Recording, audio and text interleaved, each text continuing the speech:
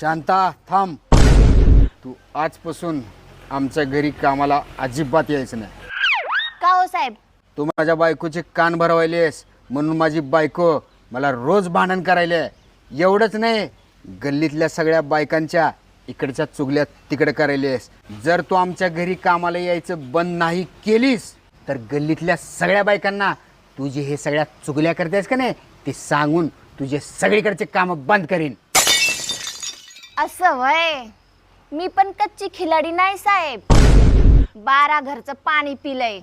माझ्याकडे पण तुमचा अख्खा बायोडाटा आहे. कसला बायोडाटा? तुमचं शेजारच्या संगी सोबत लफडं चालू आहे. एवढंच नाही, तिच्या सासू सोबत पण लफडं चाललंय तुमचं.